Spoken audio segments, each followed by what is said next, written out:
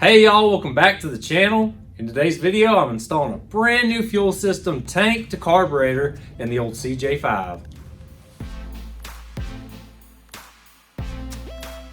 Now y'all that have been following along on this build, you know that since I drug this thing home from Virginia, I've been running it off this boat tank that was already in it. It seems to do fine. I don't really have any like pickup issues or anything, but if anybody wants to ride with me, there's like no foot room right there. And it's got me by till now, but today I want to get this thing set up right. I want to get the tank back under the driver's seat like it's supposed to be. And that means I had to spend a little bit of money. I had to drop a little coin, but I think I've got a really good fuel system here that should last a long time and work really good. Starting off, the main thing is the new gas tank. Now, I spent the extra money and got the plastic one, and visually, I'm not very impressed with it. You can see it's not got like a great finish. If you feel it, it's really wavy. I'm not exactly sure how they make these tanks, but I'm guessing they probably don't sell a ton of them, so the quality is not like super great, but as long as it holds gas that don't leak, that's the main thing. The gas cap is sold separately, so I had to buy one of them. Of course, everything is sold separate. Gas cap seems to fit just like it would on a metal tank though. Now this uses tabs to mount the sending unit. I've got a brand new sending unit right here.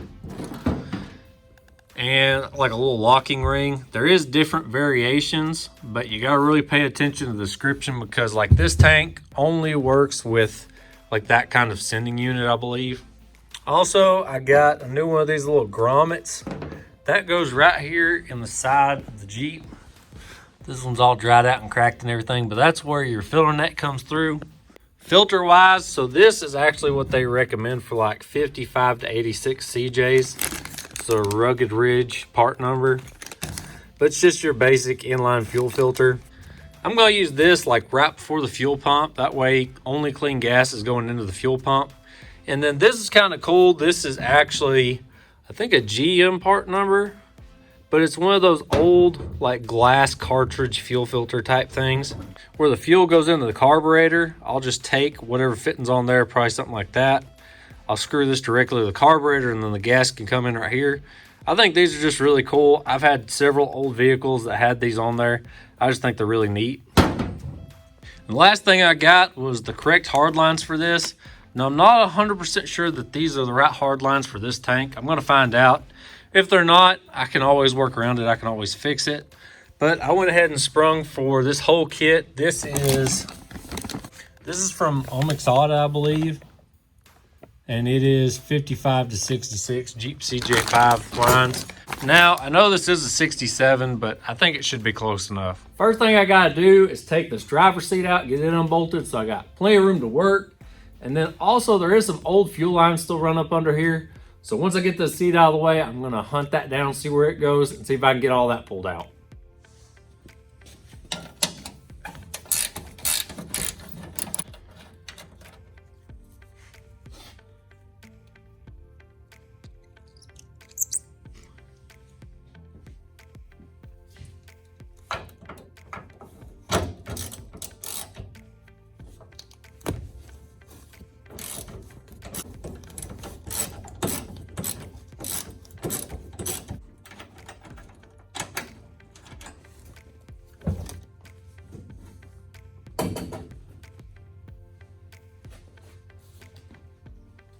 Here's that little bit of line I was talking about that's left, but that goes into a hard line that's still under there. I don't know how far it goes down there. I'm gonna have to crawl under there and see.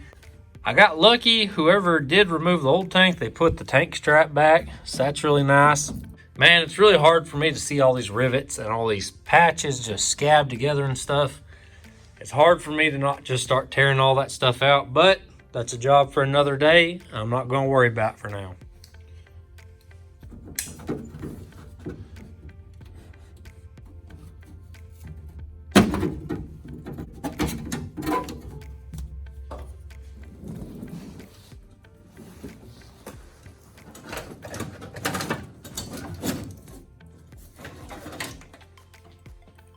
So there wasn't that much line left. Most of it was hose. There was this little piece of hard line left, and then that's the hose that ends up going to the fuel pump. Now, what I got to figure out is how this line's going to come up through here and into this tank, because I don't think there's anything on the bottom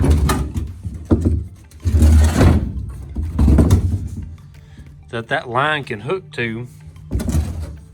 So everything's got to come up to the top somehow. So I think what I might do is I'll go ahead and pop that little grommet off. I'll slide this tank in, bolt it down, strap it down, and then I might have to find a different way for them lines to come up through there. I don't know yet. Looks like the easiest way to get that hard line fished over there though, probably be to take it the same way I pulled this one out.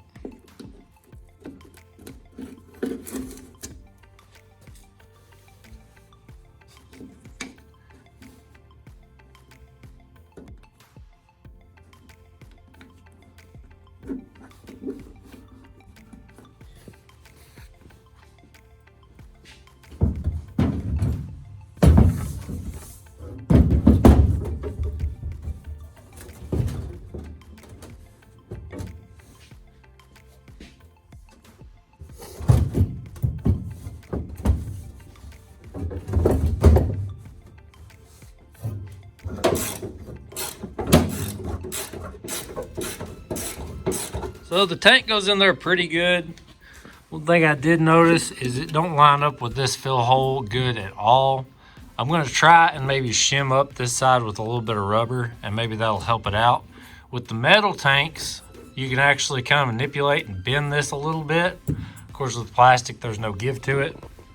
My seat, I did have to bend the rear two brackets a little bit because they were kind of hitting the tank. Now, while I've been thinking about how I'm going to run fuel up to here, I think I'm going to have to pop a hole and put a grommet or something and just run a piece of hose down to the hard line. I come over here and was fooling with some of this stuff. So down here on the fuel pump, you would think that this little rubber hose they send with the kit would screw into that fuel pump, and then you got this end right here that would screw on to the hard line I run right there. But this end doesn't fit in the fuel pump. You've got to have like one of these little 90-degree fittings for this hose to screw into, but you can't put the 90-degree fitting on with the pump on the engine because your engine mount plate right here is too close to it. So I got to take that fuel pump off, put this on, then I can screw my hose onto that hard line, which I'm going to say this hard line kit it's not worth the money. I wasted my money on it. I wish I could send it back. So this is simple enough. I mean, it's really just a couple little bends to get back to the tank. And this one did work out right. At least it is the correct length for an under tank pickup. This right here is supposed to be the line that runs from the fuel pump up to the carburetor. But there is no logical way to put this line on and it makes sense. Like, there's just way more bends in this than what's necessary. I have no idea what they were thinking. Maybe I can modify it to work, but I could have just as easily went to the parts store and got some hard line and bent something way better myself. I might not even use this because like there's so many weird bends in it, it just doesn't make any sense. I'm not even going to bother to link this hose kit down in the description because it's junk. It really hasn't helped me at all. I paid the money for it because I thought it'd speed things up, but live and learn. So I guess I'll take the seat back out. I'll find me a grommet. I can go ahead and put that sending unit on, get that figured out. Then I'll come back over here, pull that fuel pump off, get my fitting on, get my hose hooked up, and then I might just make a brand new hard line to go from the carb down here because I am using this little glass filter up there anyways. And then I'm thinking since I'm going to do a hose from the tank to the hard line, that's the perfect spot to put in my little inline filter.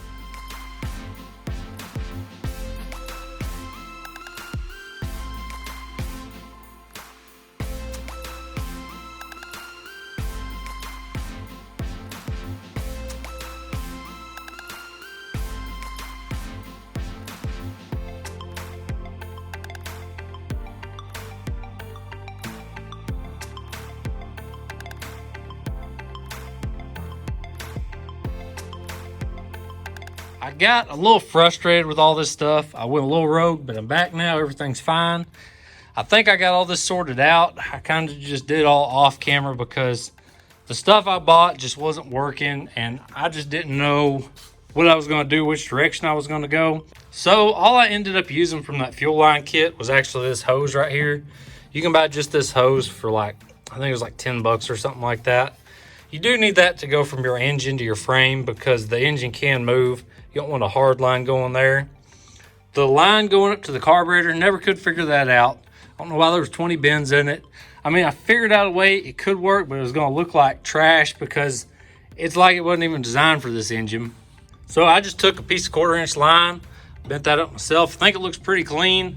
I did end up ditching that glass bowl fuel filter I wanted to put here because right there's where the dipstick's at. So if anything comes out of right here, it's gonna block getting the dipstick out. Even the way I ended up doing this, I put that little 90 on there so I could jog it around, get out of the way of that. I ended up pulling out that piece of hard line down here too, made my own 1/4-inch, just run it up just like it did. Now, as far as the kit goes for an under tank pickup, that line was correct. It would have worked correct.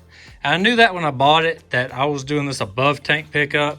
I thought a piece of hose or something, I could run it on up and I could still use it. But since nothing else was working, I thought just go ahead and make that custom too. So the way I made that work is instead of stopping up in here up underneath, I brought it on down and then it comes around the frame right here, loops around. I put that little holder out there. I keep those in my box. Those are awesome. That screw goes through a pinch weld, so it's under the bed. You don't see it up here. I put a little 1-inch hole right here in this fender and I put a grommet on it. And then the hard line actually comes all the way up through there because this will have some wear and tear since it's in the wheel well. Ran that hard line right up into there. Then I go to tubing. I ran the tubing a little bit into that grommet just to keep everything there, but the hard line actually comes up to somewhere up in here. Got my inline fuel filter that runs into my pickup. This is just a little vent or return line or something. I just gave it the little plug job for now because I don't see why I need that. Everything I read on Kaiser Willys, this is a vented cap, so I don't need to worry about venting down there. I do need to ground it. I need to hook this ground up. And then I think this right here is my fuel gauge wire that runs up to there. I tested it, nothing happened. I'm just gonna guess that the gauge isn't working. Now, let's talk about this pickup real quick. So if I get in real close, you can see, look at how rough and burred up the edges of all these little tabs are. So looks like somebody went through here with a shear or I don't know, a cutoff wheel. They look awful. It looks like scrap pieces somebody just threw in the box. And then they're held in with these self-tapping screws. There's not even threads down in there. So I was getting pretty upset with that because the quality's kind of off on this tank anyways. And then they do something cheap and hokey like that. Oh, and the pickup wouldn't fit in the hole. The hole wasn't the right size. Ended up having to trim some stuff on the underside of the pickup so it actually fit down in there. And then there's two little tabs that kind of clock it. Ended up having to manipulate them a little bit too because they didn't want to go down in here. Anyways, what should have happened here is clean up these tabs, make them look like something, then tap all these holes before I put gas in it. I don't know if them holes go all the way through, probably not.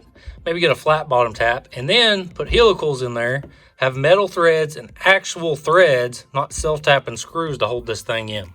What's so frustrating about this to me is if y'all watch my channel, y'all know I always go the extra mile. I go for the upgrade, I modify, I take as much time as it takes to make it the best it can be. In this instance, I literally went through, filled up my shopping cart with what was supposed to be bolt-on, ready to go parts, and I have just fought and fought with it. To pick up in the top of the tank like that, I guess it's a good idea. Then you ain't got holes in the bottom of your tank, but then you've got to make your own line like I did. I don't see any lines offered to bolt on to this design. The plastic tank, maybe it's an upgrade. I'd say a steel one would probably last a pretty dang long time. I still don't understand the hard line going from the pump to the carburetor. I'll never understand that. And don't get me wrong, I'm happy with where it ended up. I think this is gonna work great. Everything's sorted out now. It's just kind of frustrating in the moment. The last thing I wanted to mention in this video is the carburetor. I had a guy, his username is Scout Pilot. I can't remember his name right now, but I have all his info linked down in the description. He did an amazing job rebuilding that carburetor. And I know what y'all are thinking. You're probably like, Jacob, why didn't you just rebuild it? Why didn't you make a video on how to rebuild it? Well, these carburetors are super basic. They're not hard to rebuild. but they wasn't really made to be rebuilt a bunch of times, I want to say. So places like where the throttle shaft is at, those get boogered out, you get air leaks there. There's all kinds of stuff that this guy goes through, he measures with proper tooling, and then he actually like machined out, put bushings in there, so those are replaceable now. He really brought this carburetor up to a more serviceable point. It was worth the money to me. And to finish it all off, when he gets done rebuilding it, he actually puts the carburetor on his Jeep, hooks up the vacuum gauge, shows you everything going in, fuel to air ratio, all that stuff, sends you a personalized video of your carburetor on his Jeep, running, tuned up, ready to go. As usual, everything used in this video I'll have linked down in the description. I really appreciate y'all checking out this week's video. I hope you enjoyed it, and I'll see y'all next time.